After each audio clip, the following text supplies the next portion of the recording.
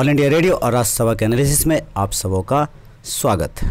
आज जो हम बात करने वाले हैं दोस्तों, वो बात करने वाले हैं सोसाइटी टॉपिक। हमारा जीएस पेपर 2 के अंदर आएगा। इसमें क्या क्या सिलेबस के अंदर हमें पढ़ना है और किस तरह से पढ़ना है। इससे पहले थोड़ा सा मोटिवेशन, एथिकल वैल्यूज़, ये वैल्यूज़ क्या होता है, ये वैल्यूज़ के बारे में मैं आपको बताऊं कि किस तरह से लोग वैल्यूज़ का समझते नहीं हैं और यूपीएससी में वैल्यूज़ का बहुत इंपॉर्टेंस होता है। मैं अपने घर से ही बात कर रहा हूँ। मेरी कज़न लगेगी, उसका भाई उसको बहुत पढ़ा लिखा रहा था, बहुत जन्नत से मेहनत करके पढ़ा लिखा रहा था। उस लड़की ने ऐसा किया, मतलब उसका ऐसा किसी के प्रति दीवानगी हो गया कि वो सारे वैल्यूज़ भूल गई, अपने फैमिली का, अपने भाई का, अपने पापा मम्मी, सब कुछ का सारा वैल्यूज़ भूल गए। इस तरह से साइको टाइप किया उसने कि मतलब मैं क्या बताऊँ, वापस वो लड़की नहीं आई। दूसरा एग्जाम्पल देता हूँ आपको, माँ से। ये जो मेल डोमिनेंट हमारा सोसाइटी है, ये मेल डोमिनेंट सोसाइटी में क्या होता है, हमारे घर में, आपके घर में, अपने घर में देखो, या जितनी भी महिलाएं हैं, वुमेन्स है, मेल डोमिनेंट सोसाइटी किस तरह से है। अब अपनी माँ को देखो, अगर दूध जल गया किसी दिन घर में, देखो माँ का क्या हालत होता है। शाम को पापा कितना डांटते हैं। यहां पर वैल्यूज किस तरह का है, माँ को डर लगता है ये गलती हो गया है। तो ये मेल डोमिनेंट सोसाइटी, ये जो इस तरह का होता है, मतलब इसको हम कहें मानसिक रूप से किस तरह से गुलाम होते हैं लोग, मतलब गुलाम होते हैं। मैं कहने का मतलब ये है कि मानसिक रूप से किस तरह से मेल हावी हो जाता है वुमेन्स पर। एक छोटी सी घटना और बताता हूं। एक तोता है और एक मैना है। ये जो मैना है और ये जो तोता है, ये तोता भाई साहब जो कहेंगे वही ये करेंगे।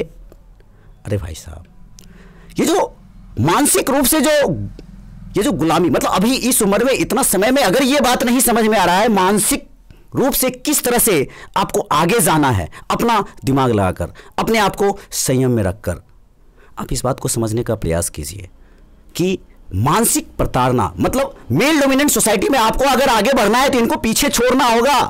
आज टीना दबी है, कौन जानता है? सब जानता है। उसके माँ बाप को जानता है नहीं, उसका भाई को जानता है नहीं, उस लड़की को सिर्फ जानता है। कुल मिलाकर के आप ये समझने का प्रयास करें कि वैल्यूज, एथिकल वैल्यूज पहले खुद के अंदर इनकलकेट करें, तभी जाकर के, जैसे मैंने भी इस तरह का काम किया, वुमेन्स को पहले प्रायोरिटी दिया। वुमेन्स प्रायोरिटी का फायदा ना ले वो एक अलग मैटर है, ऐसा लिया भी नहीं, क्योंकि विलेज में मैं वुमेन्स को आगे बढ़ाने के काम के बहुत ज़्यादा काम कर रहा हूँ। देखो आंसर सब बहुत अच्छा लिखते हैं, लेकिन जब वैल्यूज खुद पे इंप्लीमेंट करने की बारी आती है, a little people who just do such type things. चलिए अब हम डिस्कस करते हैं साइलेंट जीएस पेपर 2 का सिलेबस। ये टॉपिक हमारा सोसाइटी है।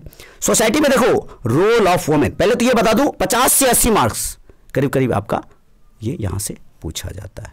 तो 50 से 80 मार्क्स में यहां पर रोल ऑफ वुमेन्स का किस तरह का रोल होता है, वुमेन्स ऑर्गेनाइजेशन जैसे महिला आयोग वगैरह किस तरह से काम करती है, आपको इस बात पर फोकस करना होगा। ये जो सोसाइटी के अंदर है, आपको यहां पर ये वुमेन्स वाला बात हो गया, अब एक एक करके डिस्कस कर रहा हूं, बता रहा हूं यहां पर वुमेन्स में सोसाइटी का किस तरह का स्थान है या किस तरह से उनको आगे बढ़ाया जाए। दूसरा डाइवर्सिटी ऑफ इंडिया, ये डाइवर्सिटी ऑफ इंडिया में किस तरह से हमारा डाइवर्सिटी है, कल्चरल डाइवर्सिटी है, एथनिक डाइवर्सिटी है, इस पर आपको काम करना होगा। इसके नोट्स तैयार होना चाहिए।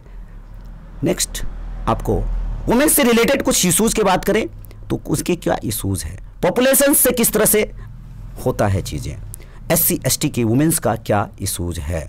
देखो वुमेन्स ऑर्गेनाइजेशन किस तरह से इनको टैकल करती है, आपके पास नोट्स होने चाहिए, पेपर को पढ़ करके उससे निकाल कर आपको काम करना होगा।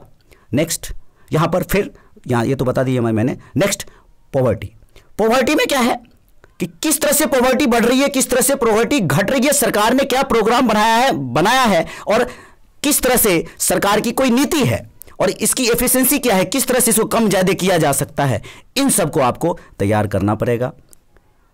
ये तो वही बात हो गया। चलिए यहाँ पर एक और चीज़ है कि यहाँ पर आपको पॉपुलेशन के बारे में जानना है। तो पॉपुलेशन के बारे में क्या, 2011 का डाटा आपको तैयार करना पड़ेगा, किस तरह से कैसे क्या है नहीं है।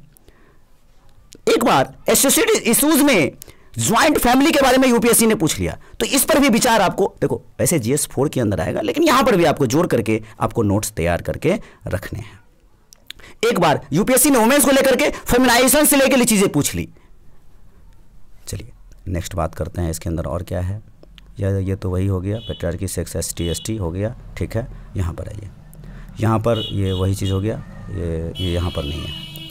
अर्बनाइजेशन मतलब अर्बनाइजेशन किस तरह से बढ़ रहा है, किस तरह से अर्बनाइजेशन में होने के कारण फ्लड बढ़ रहा है, किस तरह से अर्बनाइजेशन होने के कारण हीट वेव्स बढ़ रहे हैं, एंड देयर प्रॉब्लम्स, इसका प्रॉब्लम्स क्या है, इसका सॉल्यूशन क्या है, इस पर आपको काम करना होगा। नेक्स्ट आपको बताऊं तो प्रॉब्लम्स बता दिया, अर्बन फ्लड बता दिया, ये तो हो ही गया। चलिए आप कहने का मतलब यहाँ पर एक और चीज़, कम्युनलिज्म।